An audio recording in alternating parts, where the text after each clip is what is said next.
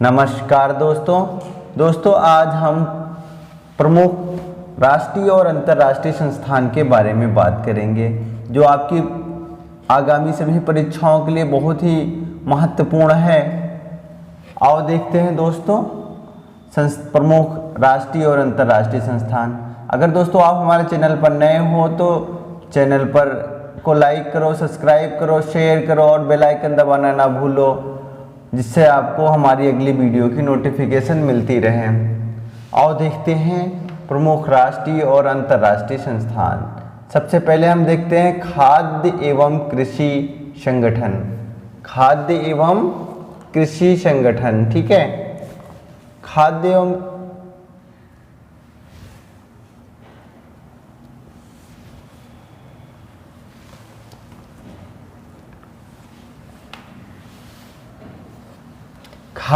कृषि संगठन, इसकी स्थापना कब हुई थी?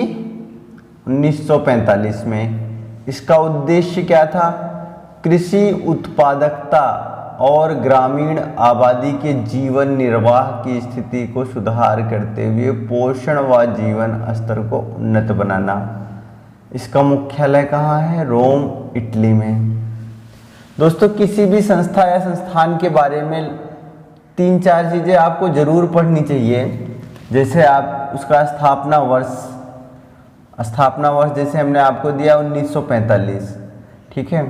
मुख्यालय कहाँ है? रोम और इटली में। इसका उद्देश्य क्या है? कृषि उत्पादकता और ग्रामीण आबादी के जीवन निर्वाह एवं पोषण तथा जीवन स्तर को ऊपर उठाना, ठीक है। दोस्तों यही चीज़ें होती है जो आपको विभिन्न प्रतियोगी परीक्षाओं में पूछी जाती हैं। बस इतना ही आपको किसी संस्थान के बारे में जानना बहुत ज़रूरी होता है, ठीक है। आगे देखते हैं। जिसे दिया गया है आपका SPMCIL क्या है?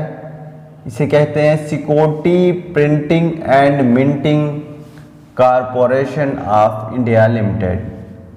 इसका कार्य क्या है?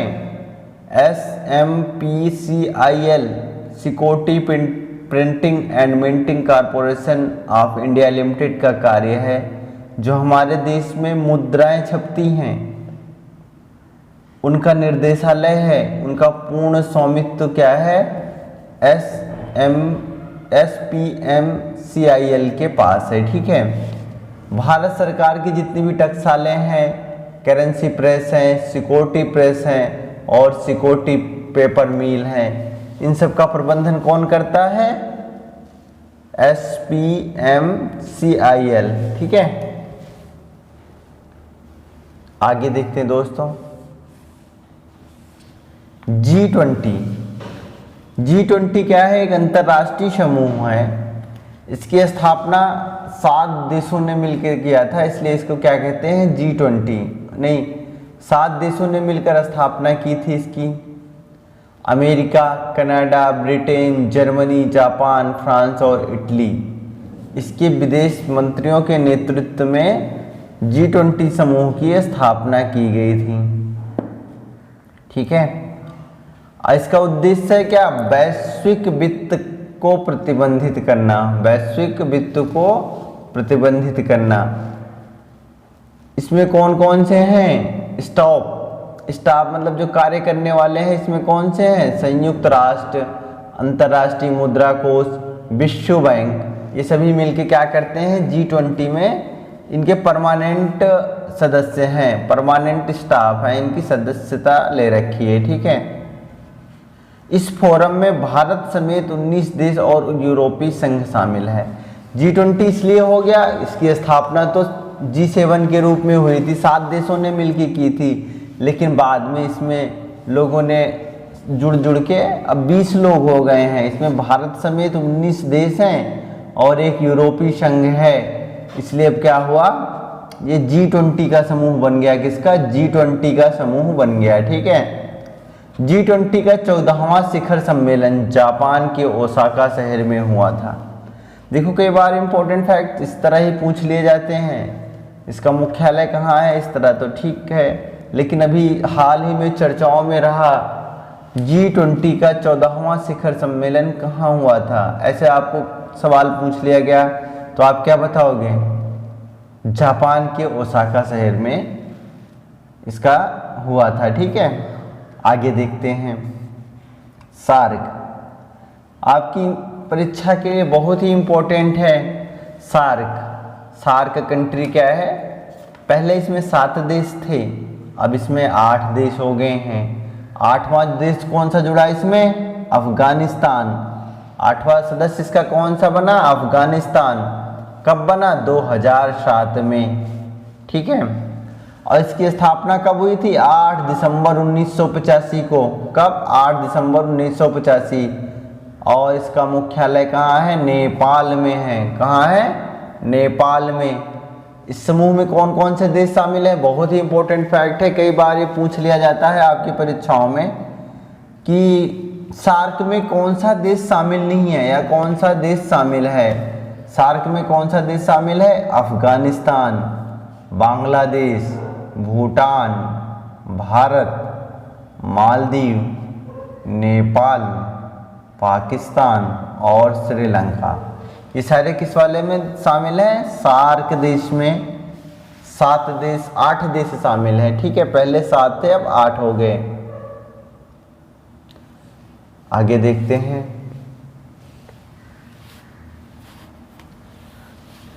सार्क विकास कोष। क्या? सार्क विकास कोष। सार्क विकास कोष। सार्क विकास कोष किसके द्वारा स्थापित हुआ है? जो सार्क सदस्य हैं ना, इन्होंने मिलकर अपना सार्क विकास कोष। जब विकास कोष का मतलब विकास करने के लिए, सार्क विकास कोष योजना खुद को निकट भविष्य में एक क्षेत्रीय बैंक के रूप में स्थापित करने के लिए है। और इसमें इसके प्रबंधन के लिए सभी देश के क्या करते हैं? वित्त मंत्री शामिल होते हैं। और इसका मुख्यालय कहाँ है? भूटान थिम्पू में स्थित है। ठीक है, आगे देखते हैं। संयुक्त राष्ट्र विकास कार्यक्रम, इसको क्या कहते हैं? UNDP। ये क्या है? एक वैश्विक नेटवर्क है। क्या करता है? गरीबी उन्मूलन, असमानता को कम करने के लिए लगभग 70 देशों में कार्य करता है। कौन सा? UNDP। और इसका मुख्यालय क्या है? न्यूयॉर्क है। ठीक है, इसका मुख्यालय कहाँ है? न्यूयॉर्क में। क्या काम करता है? गरीबी उन्मूलन और असमानता को कम करने के लिए कार्य करता है। ठीक है, आगे देखते हैं दोस्तों। अंतर्राष्ट्रीय मुद्रा कोष। अंतर्राष्ट्रीय मुद्रा कोष का मुख्यालय कहाँ है? वाशिंगटन DC में। कितने देश हैं इसमें शामिल? 189 देश। और सबसे बाद में जुड़ा हुआ कौन सा देश है? नौरू जो है सबसे बाद में अंतर्राष्ट्रीय मुद्रा कोष से जुड़ने वाला देश है। ठीक है, और इसकी स्थापना कैसे हुई थी? इसकी स्थापना 1944 के ब्रिटेन वुड अमेरिका में है। 44 देशों के संयोजन से, देशों के सम्मेलन से हुई थी। इसका पूरा पहले क्या नाम था? इसी सम्मेलन में international bank of reconstruction and development की स्थापना हुई। इसी सम्मेलन में IBRD international bank of reconstruction and development की स्थापना हुई।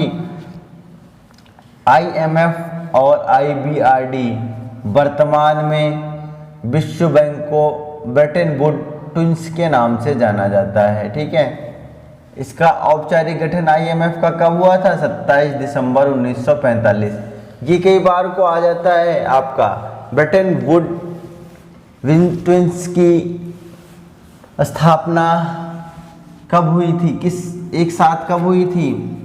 तो ये 1945 में हुई थी। कहाँ? ब्रिटेन वुड सम्मेलन में। ठीक है, कौन कौन से? IMF और विश्व बैंक। ठीक है, आगे देखते हैं दोस्तों। मेक इन इंडिया कार्यक्रम, इसकी स्थापना, ये स्कीम जो मोदी जी ने चला रखी थी, अभी भी चल रही है। इसकी स्थापना कब हुई थी? इसकी पहल 2014 में हुई थी। इसका सिर्फ इतना याद करना है, मेक इन इंडिया की स्थापना कब हुई? 25 सितंबर 2014 को। इसका कार्य क्या है?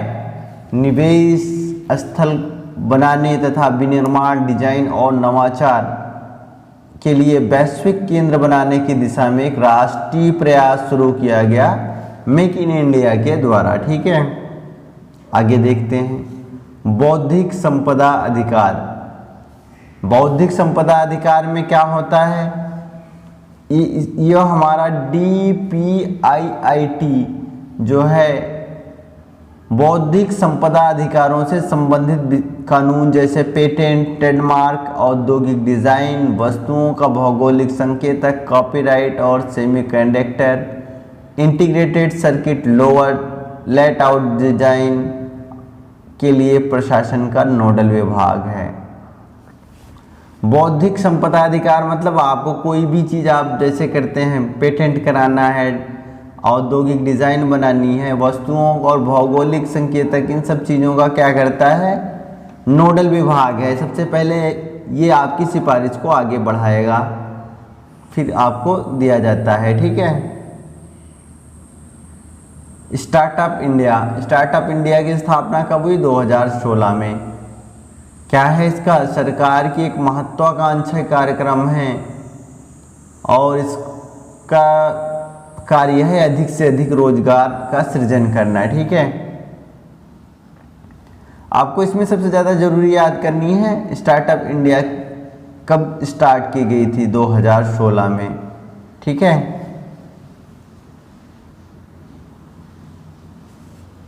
विश्व बौद्धिक संपदा। विश्व बौद्धिक संपदा का कहाँ है स्थापना? 1967 में। मुख्यालय जनेवा, स्विट्जरलैंड में। और विश्व बौद्धिक संपदा का शॉर्ट नेम क्या है? विपो। विपो का पूरा क्या नाम है? वर्ल्ड इंटेलेक्चुअल प्रॉपर्टी ऑर्गेनाइजेशन, यानी विश्व बौद्धिक संपदा संगठन। ठीक है,